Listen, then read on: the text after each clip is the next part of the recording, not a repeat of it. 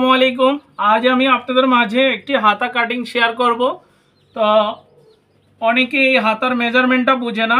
এই ভিডিওটা যদি দেখেন অবশ্যই আপনারা হাতার মেজারমেন্টটা সহজেই বুঝতে পারবেন এবং হাতা কাটিং করাতে আর কোনো বাধা থাকবে না।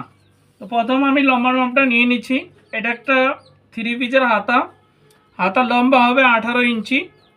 তো এখানে 19 ইঞ্চি আছে, 1 ইঞ্চি সেলাইতে চলে যাবে। আমি 1 ইঞ্চি বাদ দিয়ে মাপটা ধরতেছি, আর এদিকে কিন্তু হাফ ইঞ্চি সেলাইতে চলে যাবে। হাফ ইঞ্চি আমি বাদ দিয়ে রেখেছি, ঠিক আছে। তারপরে এখান থেকে আমি এটা হচ্ছে 42 ইঞ্চি বডির জন্য তৈরি করব। এখান থেকে আমি 3.5 ইঞ্চিতে একটা দাগ দিয়ে দিচ্ছি। 3.5 ইঞ্চিতে দাগ দিয়ে দিলাম। ঠিক এই জায়গাটা তো 3.5 ইঞ্চিতে আমি দাগ দিয়ে দিচ্ছি। দাগ দিয়ে সোজা করে দাগটা টেনে দিব। এই যে দাগটা টেনে দিলাম। দেওয়ার পরে কামিজের আমি এই পাশ থেকে নিয়েছিলাম 7 ইঞ্চি। 7 ইঞ্চি এখান থেকে ডিপ নিয়েছিলাম, বগলের ডিপটা নিচের দিকে নিয়েছিলাম 7 ইঞ্চি। এখন এইখান থেকে নিব হচ্ছে কতটুক, 8.5 ইঞ্চি নেব। তাহলে এখান থেকে মেজারমেন্ট একদম পারফেক্ট হয়ে যাবে, আর কোনো বাধা থাকবে না বডির সাথে জয়েন করতে, ঠিক আছে। এই দিক থেকে যদি আপনারা 7 ইঞ্চি নেন, এদিক থেকে যদি আপনারা 7 ইঞ্চি নেন, এদিক থেকে নেবেন হচ্ছে 8.5 ইঞ্চি, 1.5 ইঞ্চি বেশি নেবেন। আর এখান থেকে নিতে হবে 3.5 ইঞ্চি। এপাশে হাফ ইঞ্চি সেলের জন্য বাদ রাখতে হবে। একটু খেয়াল করে দেখবেন, যদি না বুঝেন অবশ্যই কমেন্ট করবেন, আমি আপনাদেরকে বুঝিয়ে দিব। দেওয়ার পরে এখান থেকে আবার 7 ইঞ্চি 7.5 ইঞ্চি নিচে একটা মেজারমেন্ট আছে।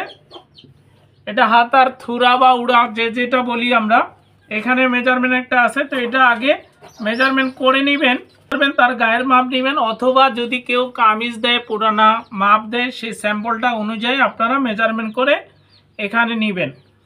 এটা হচ্ছে ফিটিংয়ের জন্য। এটা বেল বাটন হাতা তৈরি করতেছি। এটা হবে 13 ইঞ্চি। আর এই হাতার এই যে মহড়াটা, এটা একটু বাড়িয়ে দিব, এটা হবে 15 ইঞ্চি। তো যেহেতু ডাবল আছে, এটা আমি 7.5 ইঞ্চি নিয়ে নিচ্ছি। নেওয়ার পরে এইখান থেকে রাউন্ড করে দাগটা দিতে হবে। একটু খেয়াল করবেন, আরও বাড়তি আমি সেলাই করার জন্য নিয়ে নিচ্ছি, 1 ইঞ্চি বাড়তি থাকবে। এখন এই মাথা থেকে ধরে একটা জিনিস খেয়াল করবেন, যে এখানে আমি 2 ইঞ্চি দূরত্বে একটা দাগ দিয়ে দিচ্ছি, খেয়াল করবেন। আর দূরত্বে একটা দাগ দিয়ে দিলাম। দেওয়ার পরে এই দাগ থেকে ঠিক এভাবে রাউন্ড করে এটার সাথে মিলিয়ে দিলাম। আপনারা রাউন্ড করে মিলিয়ে দিবেন, দাগগুলা যেন বোঝা যায়। এই জন্য আমি বারবার ডিপ করে দাগগুলা দিচ্ছি। দাগগুলা ঠিক মতো বোঝা যাচ্ছে না, এই জন্য একটু ডিপ করে আমি দাগগুলা দিয়ে দিচ্ছি, ঠিক আছে। এখন এটা কাটিং করব।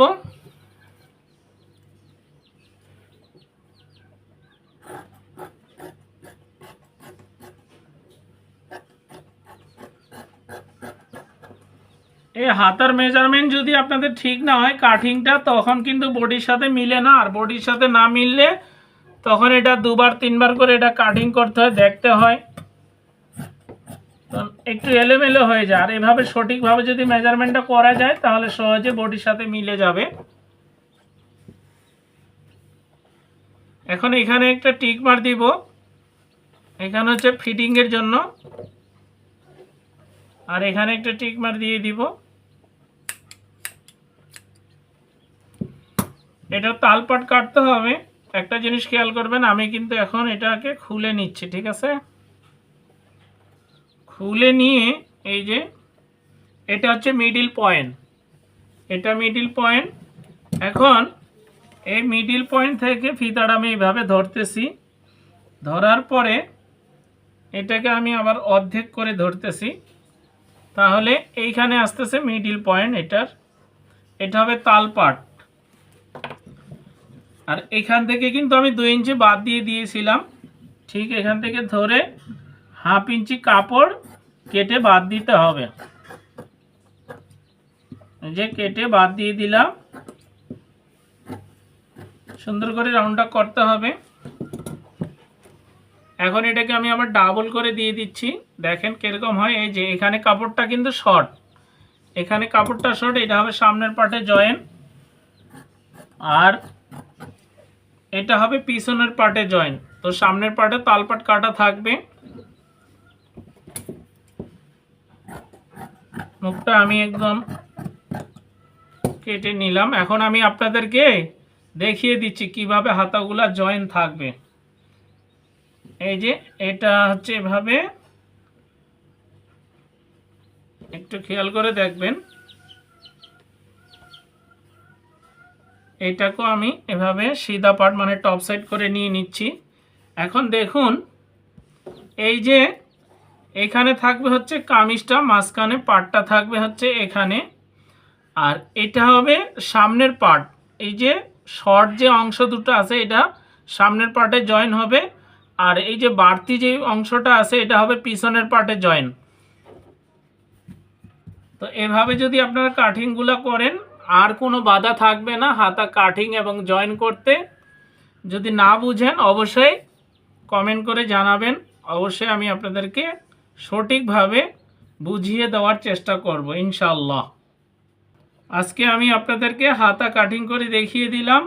যদি কোনো আমার কাটিংয়ের ভিতর ভুল ত্রুটি থাকে অবশ্যই আপনারা আমাকে জানাবেন, আর যদি না জানান তাহলে তো আমি বুঝতে পারবো না।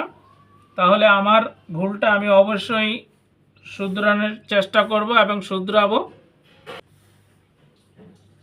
সবাই ভালো থাকবেন। আসসালামু আলাইকুম ওয়া রাহমাতুল্লাহ।